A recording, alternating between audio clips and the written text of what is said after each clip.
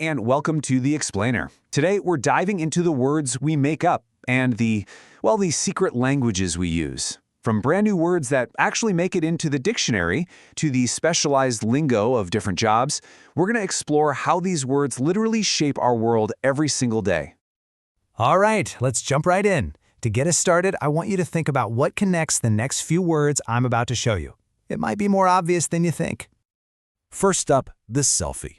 Can you even imagine life without this word now? But get this, it was only added to the Oxford English Dictionary back in 2013. That just goes to show you how fast our language can move. Oh yeah, we have all been there. You know that dangerous mix of hungry and angry? It's a feeling so universal, it absolutely needed its own word. And of course, there's this one. A little mashup of iPod and broadcast that now describes this massive corner of our media universe. So, did you figure it out? What do they all have in common? They're all neologisms, which is really just a fancy way of saying they're newly invented words that have officially joined the club and become part of our language. You know, you can think of a neologism as kind of a linguistic startup. It's a new word, born to describe something new happening in our world.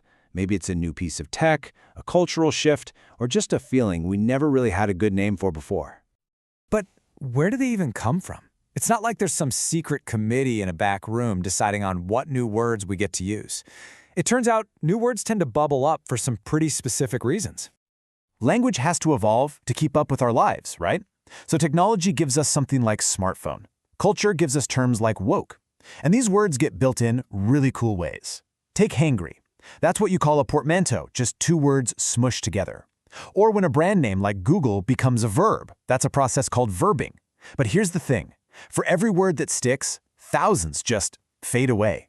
A word's survival really just depends on whether it's useful enough for enough people to start using it. So, neologisms are usually meant for everybody. The goal is for them to catch on. But sometimes language is created to be exclusive. It's designed specifically for an insider group, which brings us to the wild world of jargon. Jargon is basically a professional shorthand. It's like a secret handshake for experts. It lets people in a specific field talk about really complex ideas quickly and precisely. For them, it's super efficient. For literally everyone else, it can sound like a completely foreign language. And what's so wild is that you see this everywhere. Doctors will talk about an ECG. Lawyers throw around terms like habeas corpus. Finance people are obsessed with ROI. And web developers, well, they live and breathe HTML. Every single field develops its own private dictionary. And this is where we run into problems. Because when that insider language gets used with an outsider, it doesn't build bridges of understanding. Nope, it builds a wall. Let me paint a picture for you. One I bet feels a little too familiar. So, let's meet Anna. She's a college student, her laptop is being super slow, and she calls tech support for help. And she gets hit with this: latency, caching issues, DNS conflicts. What? It's just an instant wall of confusion. So Anna does what any of us would do. She asks them to explain. But you can already feel it, right? She's already out of her depth, feeling like she doesn't even belong in a conversation about her own computer. And the response she gets? You guessed it, even more jargon. The support agent probably thinks they're being helpful, giving these super specific instructions. But all they've done is made that communication wall even higher, leaving Anna feeling more frustrated and powerless than when she started. So here's the bottom line. Jargon, when you use it with the wrong audience, is just a recipe for disaster.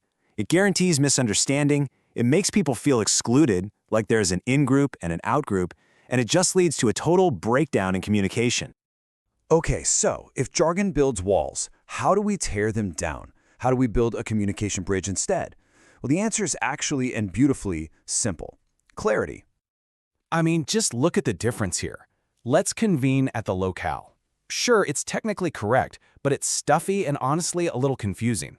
Meanwhile, let's meet at the park is simple, it's direct, it's friendly. There is zero chance of misunderstanding that. You see, using common words isn't about dumbing things down. It's actually powerful. It makes what you're saying inclusive, so everyone can be a part of the conversation. It brings clarity, which is kind of the whole point of talking to someone. It makes sharing ideas fast and effective, and it builds trust by making sure everyone is on the exact same page. And that really leaves us with one big, important question to chew on. As our world gets more and more complex and specialized, we have to make a choice about the words we use. Is the purpose of our language to share knowledge with as many people as possible? Or is it to protect it, to keep it locked away within a small group? That choice between building bridges or building walls is one we make with every single word we speak.